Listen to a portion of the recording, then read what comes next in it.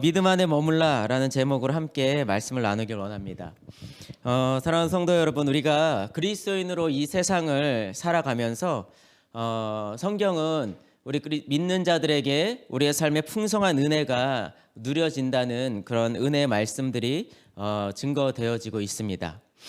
여러분, 우리가 이 세상을 살아갈 때 여러분의 삶 가운데서 내가 그리스도인이기 때문에, 내가 예수님을 믿는 삶을 살아가기 때문에 풍성한 은혜를 누리며 살아가고 계십니까?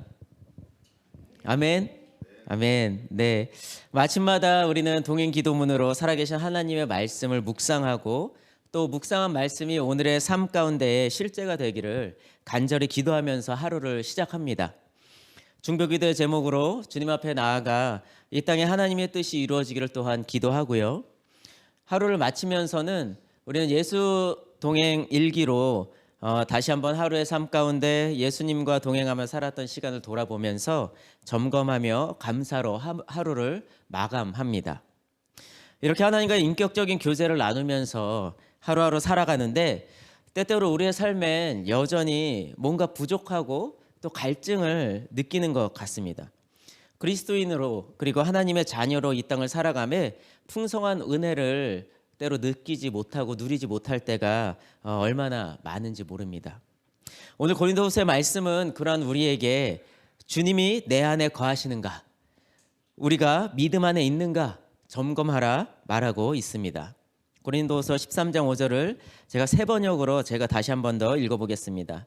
여러분이 자기가 믿음 안에 있는지를 스스로 시험해보고 스스로 검증해 보십시오. 여러분은 예수 그리스도께서 여러분 안에 계시다는 것을 알지 못합니까? 모른다면 여러분은 실격자입니다. 아멘. 선뜻 아멘 하기가 좀 부담스럽죠. 실격자라고 하니까. 사도 바울은 고린도 교회 교인들에게 보내는 편지의 마지막 장에서 오늘 고린도후서 13장을 쓰고 있습니다. 어떻게 말하고 있죠? 여러분, 자기 자신이 믿음 안에 있는지를 스스로 시험해보고 또 스스로 검증해보라라고 권면하고 있습니다. 우리가 믿음 안에 있는지 시험해보고 검증해보라. 이렇게 사도 바울은 고린도 교회 성도들에게 도전하고 있는 것입니다. 그런데 사도 바울이 권면하고 있는 대상이 누구죠? 고린도 교회 교인들, 즉 예수님이 그리스도이심을 믿는 자들에게 권하고 있는 것입니다. 바로 고린도 교회 교인들과 같이 그리스도인인 지금 우리에게도 동일하게 이렇게 자기 자신 안에 믿음이 있는가 한번 시험해 보라고 권하고 있습니다. 그리스도인, 사랑하는 성도 여러분, 여러분 그리스도인이십니까? 여러분은 그리스도인이십니까? 그렇습니다. 이곳에 있는 우리 모두는 그리스도인입니다. 여러분, 어떻게 그리스도인이 되셨습니까? 이곳에 계신 분들 중에는 태어나서 교회에 계셨던, 태어나니까 교회더라 이러는 저와 같이 모태신앙으로 예수님을 구원자로 영접한 분들이 계실 것입니다. 또 어느 분들은 학창시절을 지나면서 또 성인이 되어서 예수님을 믿고 그리스도인이 되신 분들도 이곳에 계실 것입니다. 여러분이 이해하고 계신 그리스도인이 된다는 것은 어떤 의미입니까? 성경은 그리스도인이 된다는 것에 대해서 다음 4가지 중요한 사실을 마음 깊이 믿음으로 받아들이고 또 살아계신 예수님과 인격적인 관계 속에서 그분께 반응하며 사는 자를 그리스도인이 되었다라고 말하고 있는데요. 먼저 창세기 1장 26절과 27절을 제가 새 번역으로 읽어보도록 하겠습니다. 하나님이 말씀하시기를 우리가 우리의 형상을 따라 우리의 모양대로 사람을 만들자. 그리고 그가 바다의 고기와 공중의 새와 땅 위에 사는 온갖 짐승들과 땅 위에 기어다니는 모든 길 짐승을 다스리게 하자 하시고,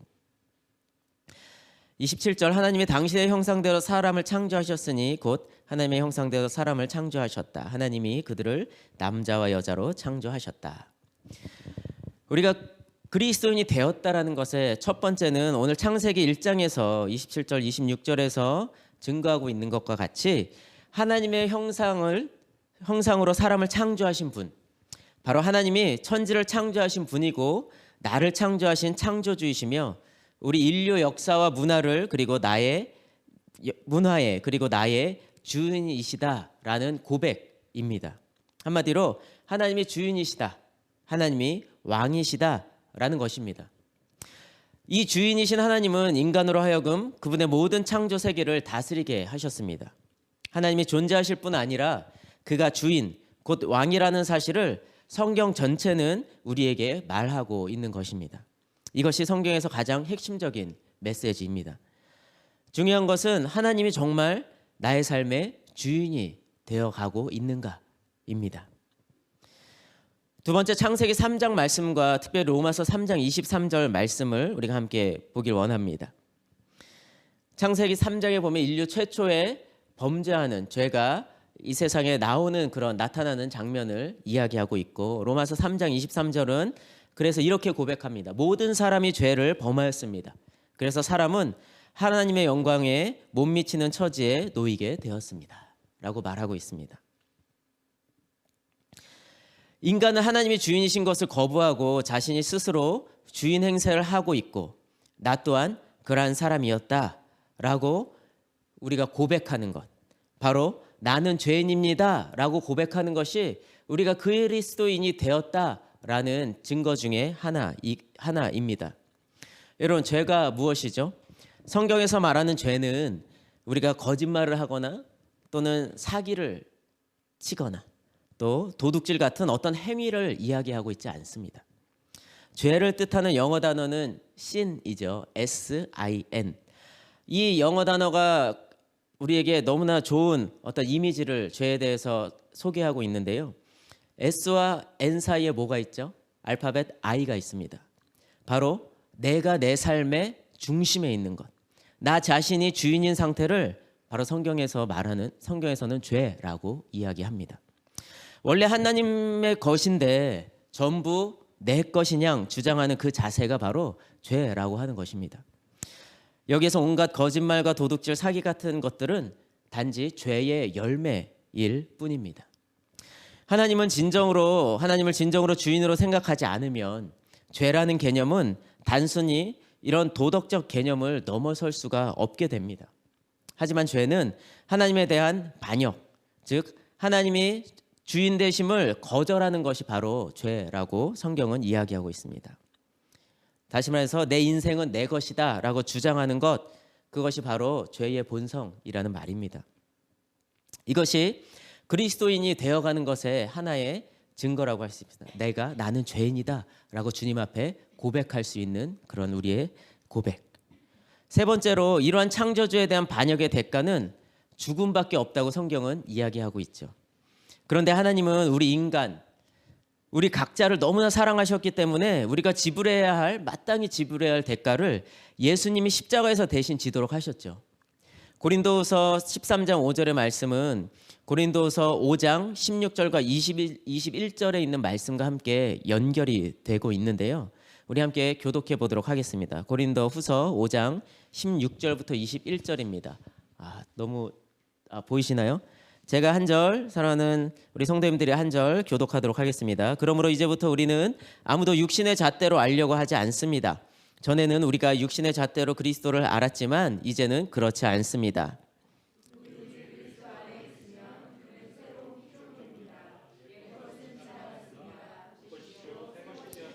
이 모든 것은 하나님에게서 났습니다. 하나님께는 그리스도를 내세우셔서 우리를 자기와 화해하게 하시고 또 우리에게 화해의 직분을 맡겨주셨습니다.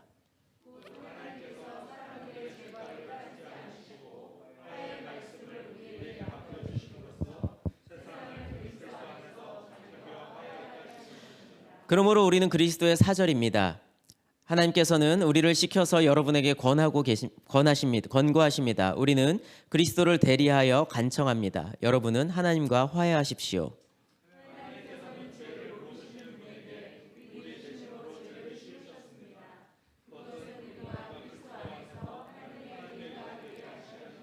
아멘. 여기서 우리는 하나님의 정의에 기초한 사랑을 보게 됩니다. 이것이 세 번째로 우리가 그리스도인이 되었다는 것의 참 중요한 진리인데요. 곧 예수님이 우리를 대신해서 돌아가셨다는 것을 믿음으로 고백하는 것입니다. 로마서 6장 23절에 보니까 죄의 삭은 사망이다. 하나님의 선물은 우리 주 예수 그리스도 안에서 누리는 영원한 생명입니다 라고 이야기하고 있습니다.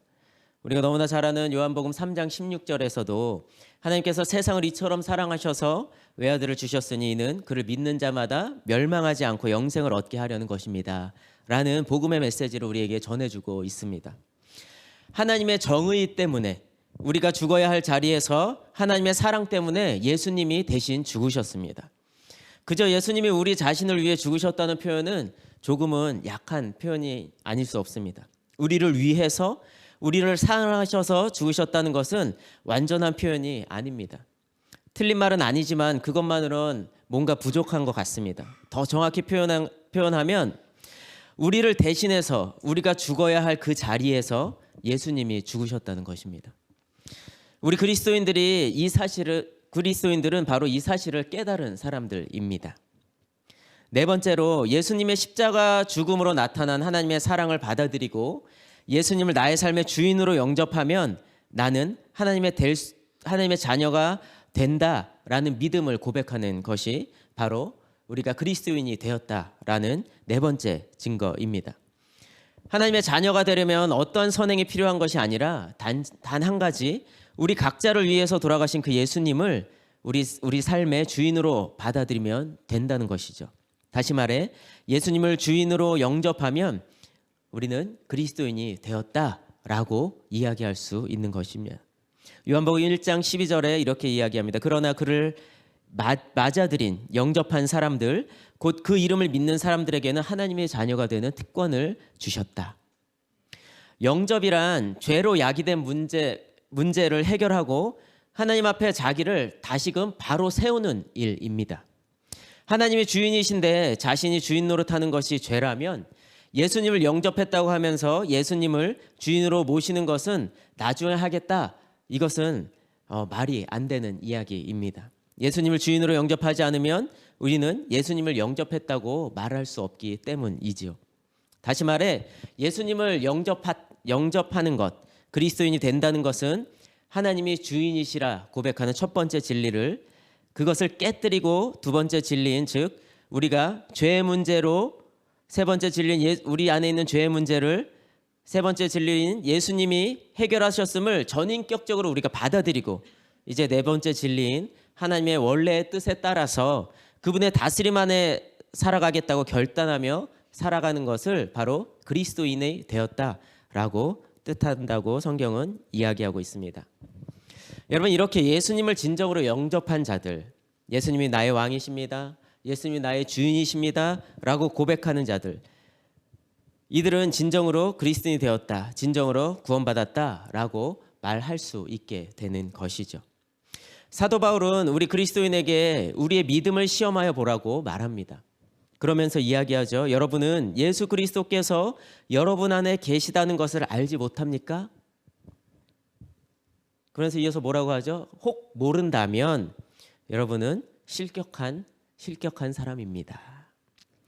그렇다면 우리가 스스로 시험을 검증해야 할 그 믿음은 도대체 어떤 것이죠?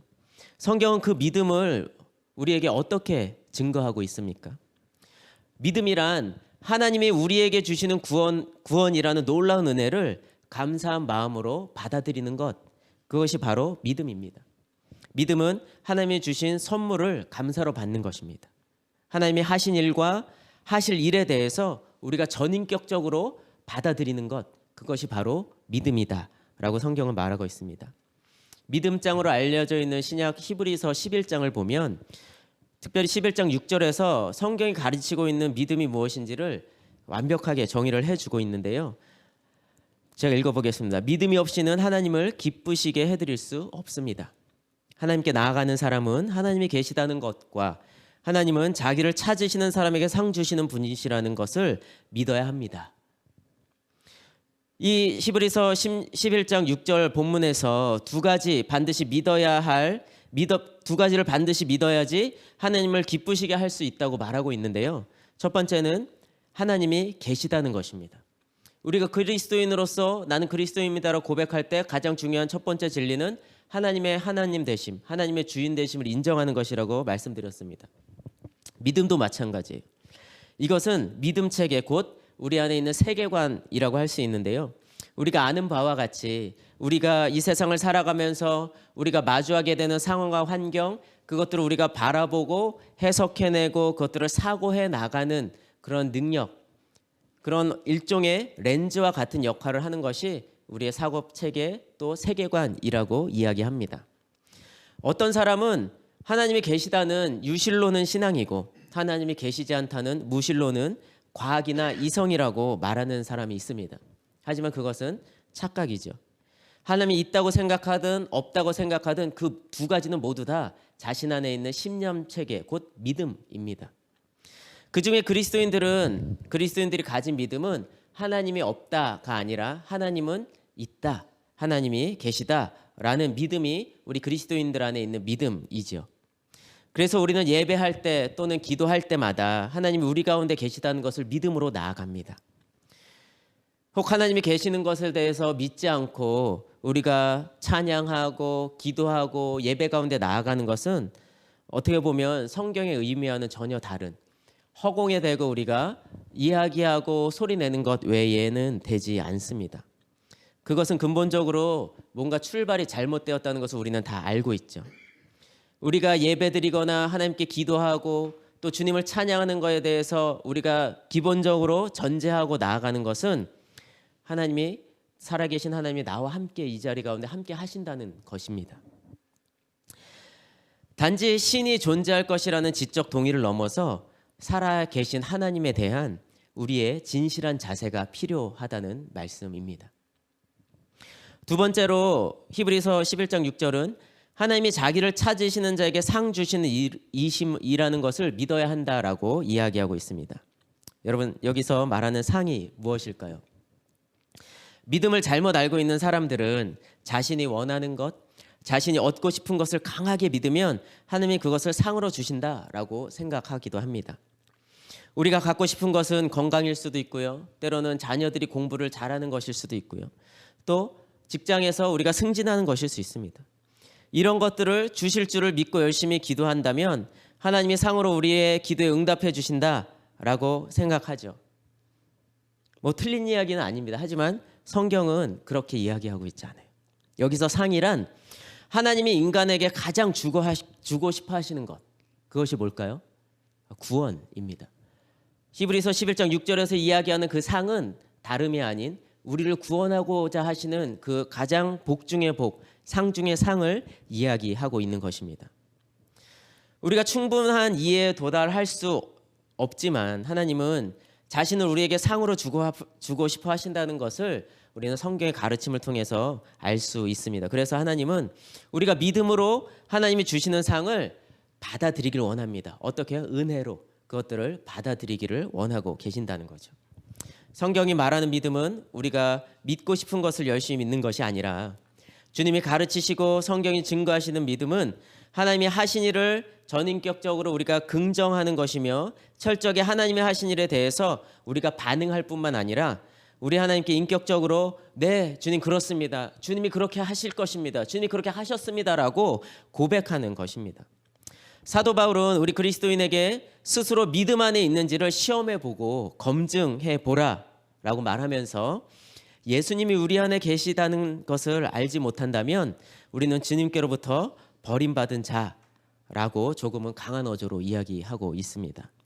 이 말만 보면 우리 안에 예수님이 계심을 깨닫지 못한다면 큰일이 아닐 수 없습니다. 여러분 여러분 안에 예수님이 계심을 여러분 믿으십니까? 고백하십니까? 네, 아멘. 정말 다행입니다. 그런데 그것을 우리가 고백하지 못한다면 정말 큰일이 아닐 수 없어요. 하지만 사도 바울은 우리가 그런 사람이 아니라는 사실을 깨닫게 되기를 원한다라고 6절을 통해서 이야기하고 있습니다. 그러나 나는 우리가 다 실격자, 버림받은 자가 아니라는 것을 여러분들이 알게 되기를 바랍니다 라고 이야기하고 있는 거예요. 이게 무슨 말이죠?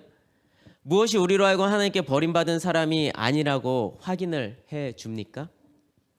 바로 우리 안에 계신 예수님이 우리가 하나님께 버림받은 사람이 아님을 확인시켜주고 계신다는 사실을 여러분 믿으시기 바랍니다. 예수 그리스도께서 우리 안에 계십니다. 아멘. 요한복음 15장 5절은 이렇게 이야기합니다. 나는 포도나무요 너희는 가지라. 그가 내 안에 내가 그 안에 거하면 사람이 열매를 많이 맺나니 나를 떠나서는 너희가 아무것도 할 수 없음이라. 여러분, 우리가 예수님을 영접할 때 예수님은 우리 안에 오셔서 우리와 함께 계십니다. 문제는 우리 안에 예수님께서 계시다는데 우리의 삶에 변화가 느껴지지 않을 때 우리는 예수님이 정말 내 안에 계신 것인가 하는 의문을, 궁금증이 들 때가 있다는 것입니다. 그리고 때로는 우리가 죄에 유혹할 때 유혹에 넘어질 때가 있죠. 그런데 그 이유는 무엇이죠? 예수님이 내 안에 계시다는 것을 우리가 잊고 있는 순간이 아닐까요? 예수님은 분명히 나를 믿는 너희들 안에, 구원받은 너희들 안에 늘 우리가 영원토록 함께 하시겠다고 사도행전 1장에서 승천하시면서 제자들에게 말씀하셨던 그 약속을 여러분 다 기억하고 계시죠? 하나님은 한순간도 우리를 떠난 적이 없다라고 이야기하세요. 그런데 우리는 하나님이 느껴지지 않는다라고, 때로는 하나님이 없는 것 같다라는 우리의 느낌을 너무 신뢰한 나머지 하나님이 안 계신가 봐 라고 이야기한다는 거예요.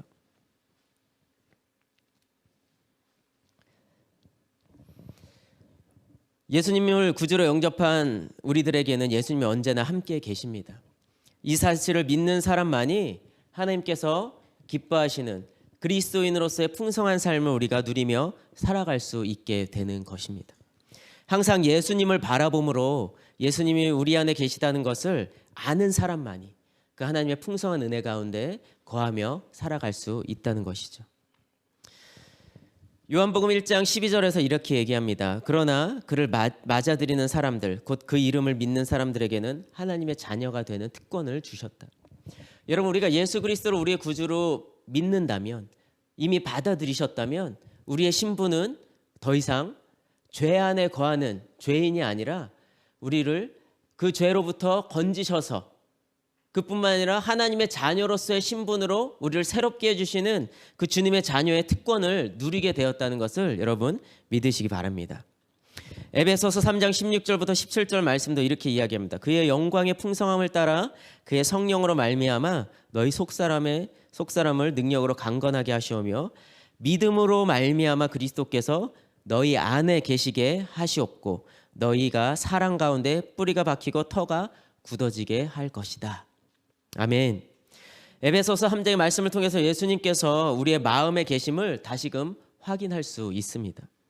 예수님은 하나님 보좌 우편에 앉아 계시지만 사도행전에서 이야기하고 있는 것처럼 성령을 우리 가운데 보내셔서 성령 안에서 우리 안에 임재하고 계신 것입니다. 우리가 확증하고 살아가야 할 것은 예수님이 내 안에 계시다는 사실입니다. 사도 바울이 도전하는 것, 너희가 그리스도 안에 있는지 한번 보라. 그렇지 않다면 너희는 버림받은 자다. 하지만 너희는 이미 그리스도를 구원자로 영접한, 예수님을 구원자로 영접한 너희는 이미 그리스도가 너희 안에 계시다는 것을 너희가 깨닫기 원하노라 라고 오늘 고린도 후서 13장에서 말하고 있는 사도 바울의 그 간절한 고백이 우리의 믿음의 고백이 되기를 간절히 원합니다. 여러분, 이것은 느낌과 상관없는 거예요. 나의 감정이나 나의 어떠한 영적인 체험이라고 생각하는 것과 관계가 없습니다. 이것은 하나님이 우리에게 하신 약속이에요. 그 약속은 변함이 없습니다. 우리가 그 약속을 믿는 우리들 안에 우리가 어디에 거하든지 주님은 우리가 어디에 거함과 상관없이 늘 우리 안에 계시다는 거예요. 여러분, 그래서 그런 이야기 들어보셨잖아요.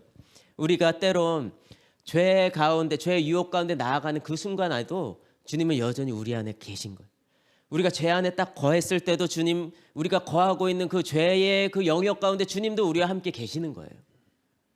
여러분, 그 주님을 바라보시기를 주님의 이름으로 축원을 드립니다. 성령께서는 우리 안에 주님이 살아계시다는 수많은 증거들을 우리에게 계속해서 말씀하고 계십니다.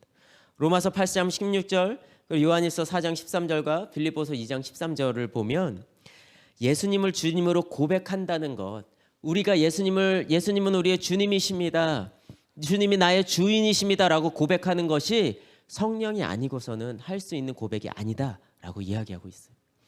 여러분 세상 사람들을 보십시오. 여러분의 친구들 중에 아직 주님을 알지 못하는 사람들에게 너 예수님이 너의 삶의 주인이냐? 그럼 뭐라고 대답할까요? 욕하겠죠.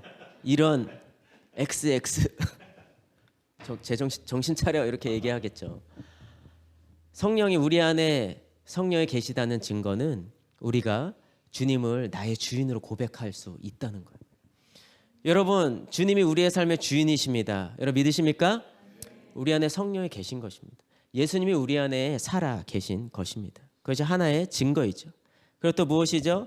하나님이 나의 아버지라 고백할 수 있는 것이 바로 우리 안에 주님이 계시다는 증거라는 것입니다.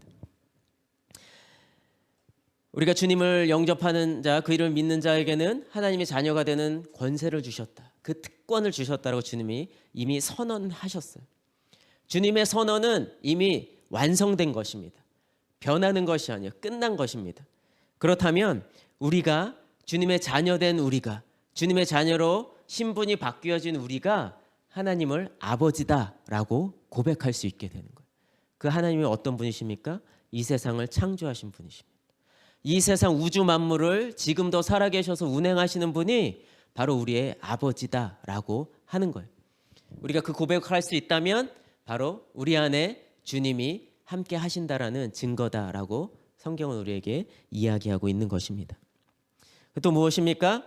평소에 하나님의 은혜인지 깨닫지 못하다가 우리가 구주를 영접하고 예수님을 알고 나니까 아 이것이 주님의 은혜였구나 라고 그 은혜를 깨닫는 것, 그것이 또 하나의 우리 안에 주님이 살아계시다는 것, 우리가 그리스도인이라는 증거가 된다는 것이죠.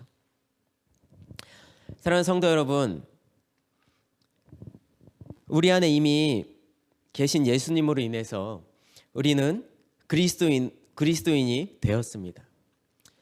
그리스도인이 된 우리는 주님이 허락하신 삶의 부르심의 자리를 살아갈 때에 하나님의 그 놀라운 풍성한 은혜를 누리고 경험하며 살아간다라고 주님은 이야기하고 계십니다. 사도 바울은 그렇게 우리를 도전하고 있는 것입니다. 너희 안에 믿음이 있는지 시험하여 보라. 스스로 시험하여 보라. 그런데 그것을 어떻게 알 수 있다고요? 내 안에 그리스도가 계신지 그렇지 않은지를 통해서 우리는 그것을 알 수 있다는 거예요. 내 안에 믿음이 있는지 없는지. 우리가 다 고백하는 것처럼 주님이 나와 함께 계시다고 고백하는 이 순간 우리 안엔 하나님을 기쁘시게 할 수 있는 믿음이 있음을 여러분 믿으시기를 바랍니다.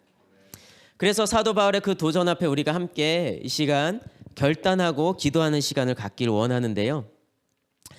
나의 안에 거하라 주님이 초청하시는 그 주님을 우리가 바라보기를 원합니다. 여러분 우리의 삶 가운데 마주하는 환난과 또 그런 것 같은 상황 속에서 두려움 가운데 있을 그때에 우리를 지키시고 도우시는 그 주님을 함께 바라봅시다. 그리고 그 주님을 높여드립시다. 그 주님이 오늘 우리에게 고백하십니다. 내가 너를 지명하여 불렀다. 너는 내 것이다. 주님이 그렇게 말씀하고 있는 것입니다. 내가 너를 보배롭고 존귀하게 여긴다.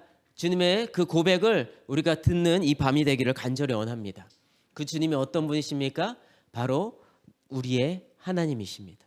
우리의 아버지가 되십니다. 그 주님이 우리의 주님이십니다. 말씀하시는 주님께 함께 우리의 믿음을 고백하며 우리 찬양하도록 하겠습니다. 나의 안에 거하라. 나는 내 하나님이니. 그리고 주님의 음성 앞에 우리 잠잠히 머물기를 원합니다. 나를 부르시는 그 주님의 음성 가운데 우리가 이 시간 잠잠히 머물기를 원합니다. 이 세상을 살아가면서 또 이 한 주를 살아가면서 혹시 내 안에 하나님이 계시지 않는 것과 같이 느껴졌던 순간이 여러분 없으십니까? 혹시 있었다면 그 순간 주님이 어디에 계셨는지 한번 생각해 봅시다. 오늘 말씀에서 사도 바울이 이야기하는 것과 같이 그리고 성경 전체에서 계속해서 선언하고 있는 것과 같이 그 순간에도 하나님은 우리의 느낌과 감정과 상관없이 여전히 우리와 함께 하셨다는 사실입니다. 우리 이 찬양으로 우리의 믿음을 고백하기 원합니다. 함께 찬양하겠습니다. 나의 안에 거하라. 나는 내 하나님이니 모든 환난 가운데 너를 지키는 자라. 두려워하지 말라. 내가 널 도와주리니 놀라지 말라. 내 손 잡아주리. 한 번 더 고백합시다. 나의 안에 거하라. 주님 초청하십니다. 거하라. 나는 내 하나님이니 모든 환난 가운데 너를 지키는 자라. 두려워하지 말라. 두려워하지 말라. 주님이 말씀하십니다. 도와주리니 놀라지 말라. 내 손 잡아주리라. 내가 너를 지명하여 내가 너를 지명하여 불렀나니 너는 내 것이라. 내 것이라. 너의 하나님이라. 내가 너를 보배롭고 존귀하게 여기노라. 너를 사랑하는 내 여. 우리 한 번 더 믿음으로 고백합니다. 나의 안에 거하라. 나의 안에 거하라. 나는 내 하나님이니 모든 환난 가운데 너를 지키네. 아멘. 두려워하지 말라. 두려워하지 말라. 주가 도와주리니 놀라지 말라. 내 손 잡아주리라. 내가 너를 지명하여 불렀나니 너는 내 것이라. 내 것이라. 너의 하나님이라. 내가 너를 보배롭고 존귀하게 여기노라. 너를 사랑하는 내. 우리 다시 한 번 더 주님의 초청 가운데 나아갑시다. 내가 너를 지명하여 불렀나니 너는 내 것이라. 아멘. 내 것이라. 너의 하나님이라. 내가 너를 보배롭고 존귀하게 여기노라. 너를 사랑하는 내 여호와라. 우리 이 시간 함께 기도하기를 원합니다. 나의 삶의 주인은 하나님이십니까? 아니면 나 자신입니까? 우리는 날마다 진실하게 주님 앞에서 점검해 봐야겠습니다. 이 시간 하나님이 우리의 삶의 보좌를 주님께 다시 한 번 더 맡겨드리기를 원합니다. 혹 주님이 아닌 내가 나의 삶의 보좌에 앉아 주인 노릇하며 살았다면 이 시간 주님 앞에 회개하며 주님 앞에 나아가길 원합니다. 그리고 기도합시다. 주님이 나의 삶의 주인이십니다. 내 삶의 보좌에 앉아 나를 다스려 주옵소서. 우리 그렇게 주님의 이름 한번 부르고 간절히 기도하겠습니다. 주님, 하나님, 아버지, 주인이 나의 삶의, 하나님, 주님이 나의 삶의 주인이심을 아버지 내가 믿음으로 고백하며 아버지 주님 앞에 이 시간 나아갑니다. 하나님, 우리의 삶 가운데 아버지 때로는 아버지 우리가 주님이 나의 삶의 주인이신 것을 아버지 우리가 잊어버리고 아버지 망각하고 살아가며 내가 나의 삶의 보좌에 앉아서 주님 주인 노릇하던 아버지 나의 삶을 주님 앞에 이 시간 회개하며 나아갑니다. 하나님, 내가 그리스도인으로서 마땅히 주님이 나의 삶의 주인이심을 고백하는 자로 하나님 날마다 주님을 바라보고 주님의 말씀하신 대로 살아가야 함에도 불구하고 아버지 내가 주님의 말씀을 듣기보다 문제 앞에서 아버지 그 문제 너머에 계신 그 주님을 바라보며 주님께 묻고 나아가기보다 나의 삶의 경험과 나의 능력으로 의지하여서 그 모든 문제들을 앞서 해결하고 했던 아버지 저의 행동한 마음들 아버지 이 시간 주님 앞에 회개하며 나아갑니다. 하나님, 나의 삶의 주인이 주님이심을 아버지 이 시간 다시 한번 고백하고 아버지 내 삶의 중심에 나의 삶의 보좌를 다시 한 번 더 주님 앞에 시간 내어놓습니다. 오 주님 오셔서 내 삶의 보좌에 좌정하여 주옵소서. 주님 나의 삶의 주인으로 다시 한 번 더 주님을 초청하오니 하나님 아버지 주님이 나의 삶의 주인이 되어주시고 왕이 되어주시고 하나님 내 삶을 다스려 주옵소서. 오직 내가 주님만을 바라보고 주님만을 의지하며 하나님 나의 삶 가운데 다가오는 수많은 문제와 여러가지 환경 가운데서 내가 주님께 묻고 나아가는 그런 삶을 살아가기를 간절히 원합니다. 하나님 아버지 나를 주님의 자녀로 삼아주셨사오니 내가 주님의 자녀답게 하나님 주님의 뜻 안에서 내가 나아가는 살아가는 그런 삶을 살아가길 간절히 원합니다. 주님 역사해 주시고 주님 저의 삶을 인도하여 주옵소서. 주님만 바라보고 주님만 의지하며 나아가는 하나님 아버지 이 밤이 되게 하여 주옵소서. 다시 한 번 더 나의 삶이 주님이심을 고백함으로 하나님 내 삶을 주님 앞으로 온전히 내어놓고 주님 나를 다스려 주옵소서. 주님 나의 삶의 주인이 주님이십니다 고백하는 아버지 우리 모두가 되어질 수 있도록 하나님이여 인도하여 주옵소서. 우리 시간 다시 한 번 더 기도하기를 원합니다. 우리 안에 죄를 깨닫게 하시는 분은 바로 우리 안에 거하시는 성령님이심을 고백합니다.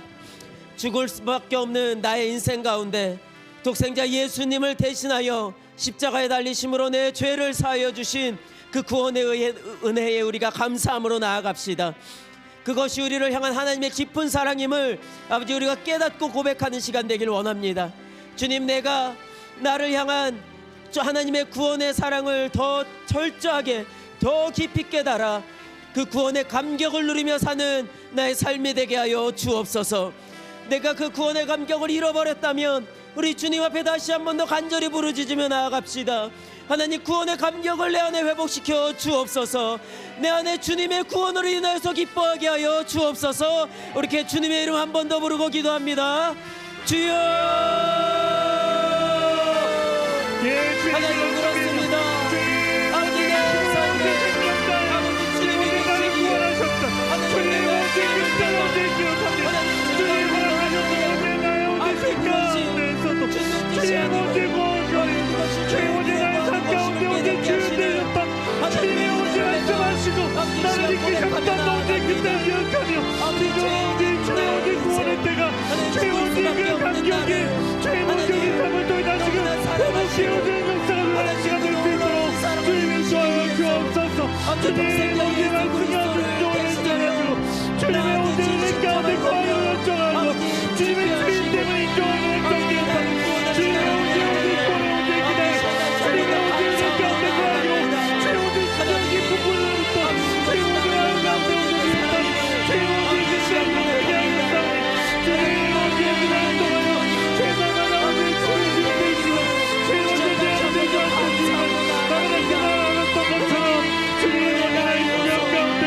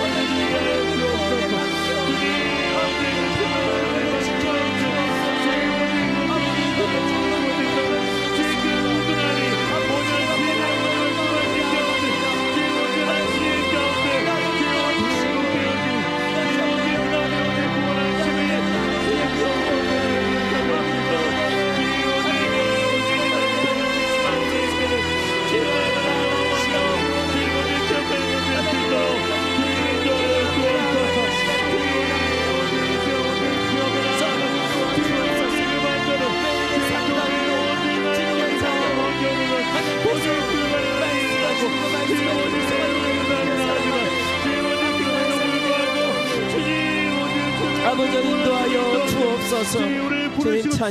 추정하시는 그 주님을 더욱더 기억해 하시니 주님 감사합니다. 우리 마지막으로 한 번 더 기도하고 우리 주님 앞에 우리 각자 나온 기도 제목들 그리고 중보의 기도 제목들 우리가 함께 올려드리는 시간 갖기를 원합니다. 여러분, 우리 안에 거하시는 예수 그리스도를 바라보며 기도합시다. 우리가 예수를 주로 고백하고 하나님을 아버지로 고백하며 내 삶에 하나님이 허락하신 은혜를 깨닫는 것은 곧 내 안에 예수님이 성령님이 거하신다는 증거입니다. 이 시간 기도할 때마다 주님이 내 안에 거하시고 계심을 깨달아지는 은혜가 있게 하여 주옵소서. 우리 그렇게 기도합시다. 그래서 내 안에 계신 주님과 더 깊은 친밀함 가운데 나아가 예수님과 동행하는 삶의 축복을 누리고 그 복을 나누는 삶 살게 하여 주옵소서. 이 땅에 주님이 부르신 그 부르심의 자리에서 내가 누리는 하나님과 그 동행하는 그 복을 우리가 함께하는 많은 이웃들 가운데 나누는 복의 통로된 삶 살게 하여 주옵소서.